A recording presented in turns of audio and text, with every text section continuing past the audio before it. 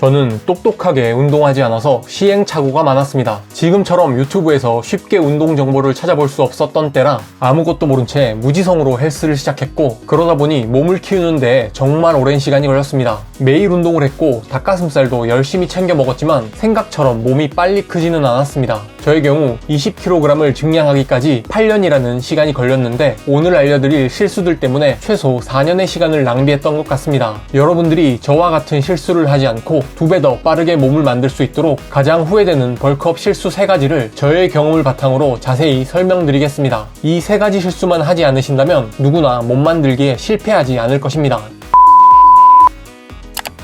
몸을 만드는 보디빌딩에서 가장 중요한 요소 중 하나가 자극일 것입니다. 자극은 내가 운동하고 있는 근육에 힘이 들어간 것을 느끼고, 힘이 들어간 상태를 운동하는 동안 지속하는 것을 말합니다. 근육은 수축과 이완을 반복하는 과정에서 상처가 발생하고, 그 상처가 회복되는 과정에서 자라게 됩니다. 그런데 근육에 힘이 들어가지 않은 상태에서 수축과 이완을 하게 되면 뼈와 관절, 인대를 사용해서 운동을 하게 되고 근육은 자라지 못하게 되는 것입니다. 그래서 수많은 보디빌더들과 전문가들이 몸을 만드는 데 자극이 가장 중요하다는 이야기를 합니다. 하지만 초보자가 자극을 쫓는 것은 효과적이지 않을 수 있습니다. 이전까지 근력 운동을 해본 경험이 적은 초보자들은 근육을 인지하는 능력이 매우 떨어집니다. 그래서 우선 움직임을 만드는 데 집중하는 것이 좋습니다. 특히 여러 관절과 근육을 함께 사용하여 신체의 협응력을 키우는 운동이 가장 좋습니다. 보통 관절 하나만을 사용하는 운동을 단일 관절 운동이라고 하며, 반대로 여러 관절을 사용하는 운동을 다중관절 운동이라고 이야기합니다. 단일 관절 운동에는 어깨 관절만 사용하는 사레레나 케이블 플라이어와 같은 운동이 대표적이며, 다중관절 운동은 고관절과 무릎, 발목을 사용하는 스쿼트, 데드리프트,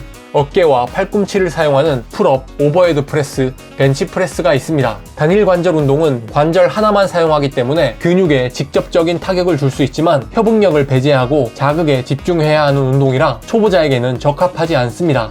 단일 관절 운동인 케이블 플라이와 사레레는 낮은 무게를 사용한다면 쉽게 근육에 자극을 느낄 수 있습니다. 펌핑도 비교적 잘 돼서 오늘 운동 맛있게 잘했다는 느낌도 듭니다. 문제는 관절을 하나만 사용하는 운동이라 근육에 힘을 제대로 주지 못하면 다치기도 쉽다는 것입니다. 그래서 많은 초보자분들이 케이블 플라이나 사이드 레터럴 레이즈로 어깨에 부상을 당합니다. 또한 마른 사람들의 경우 에너지 효율이 좋지 않아 빠르게 지치는데, 그런 만큼 짧은 시간 내에 높은 효율을 뽑아내는 다중관절 운동이 적합합니다. 이러한 이유로 많은 전문가들이 빅머슬 세븐 운동을 추천합니다. 빅머슬 세븐 운동은 스쿼트, 데드리프트, 벤치프레스 3대 운동과 함께 여기에 풀업, 딥스, 오버헤드 프레스, 바벨로우가 포함된 총 7가지 근본 다중관절 운동입니다. 다만 초보자분들은 아직 코어가 덜 발달되어 있고 복압을 잡는 데에 익숙하지 않아 빅머슬 세븐과 같은 운동을 하다가 허리를 다치는 경우가 있습니다. 이러한 허리 부상을 예방하고 안정적으로 중량을 리프팅하기 위해서는 리프팅 벨트를 착용해 주는 것이 좋습니다.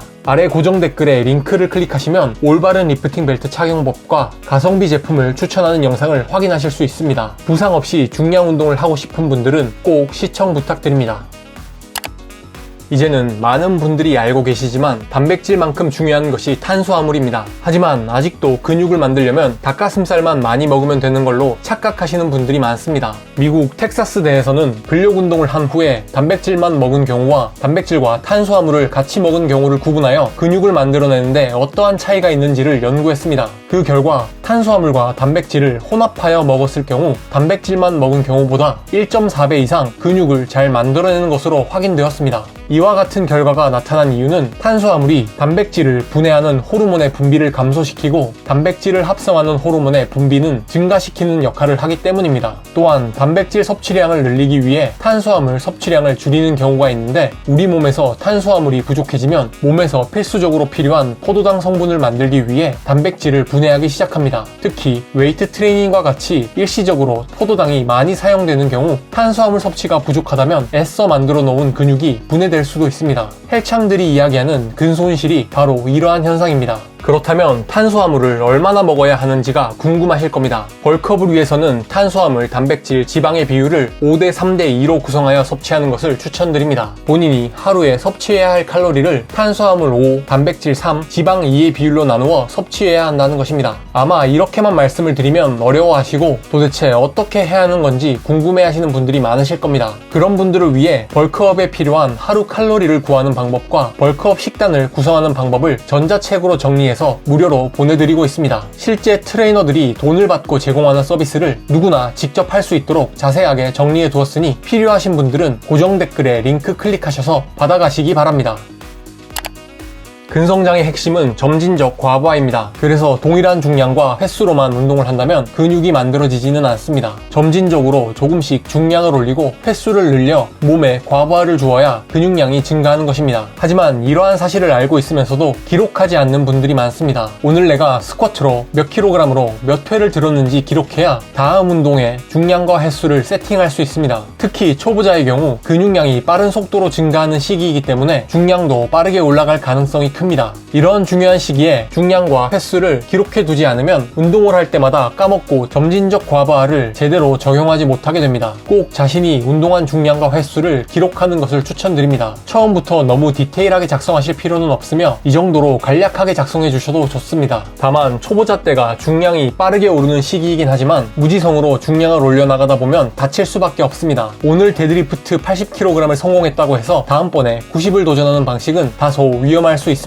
내 몸이 눈치를 챌 듯 말 듯 점진적 과부하를 적용해 나가셔야 부상 없이 중량을 올려나갈 수 있습니다. 그리고 이처럼 안전하게 중량을 올려나갈 방법으로 2-for-2 법칙을 활용할 수 있습니다. 우선 80kg으로 스쿼트 10개씩 3세트를 한다고 가정하겠습니다. 첫 번째 세트에서는 10개가 가능했지만 두 번째 세트부터는 힘이 빠져서 9개를 성공하고 세 번째 세트에서는 8개를 성공했습니다. 이렇게 운동을 반복하다가 어느 날 첫 번째, 두 번째, 세 번째 세트 모두 10회가 가능해지고 어느 정도 힘이 남는다면 중량을 올려나가는 방법입니다. 포인트는 10회씩 3세트를 억지로 해내는 것이 아니라 여유있게 수행이 가능할 때 중량이나 횟수를 올리는 것입니다. 이 방법을 활용하시면 보다 안전하게 중량을 올릴 수 있을 것입니다. 또한 이처럼 중량을 올려나갈 때에는 꼭 리프팅 벨트를 착용하는 것을 추천드립니다. 자세한 리프팅 벨트 착용법은 아래 고정 댓글의 링크를 통해 확인하실 수 있습니다.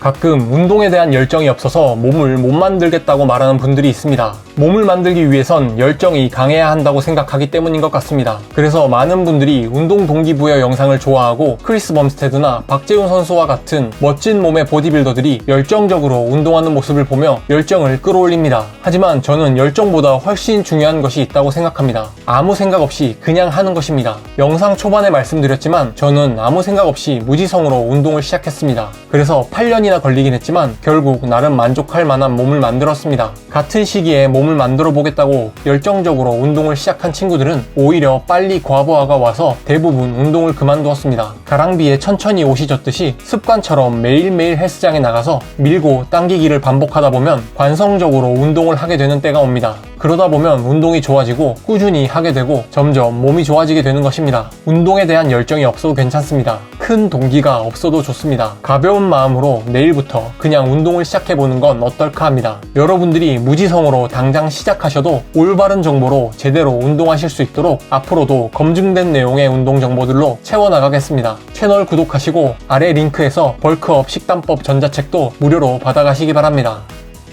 오늘도 영상 시청해주셔서 감사드립니다.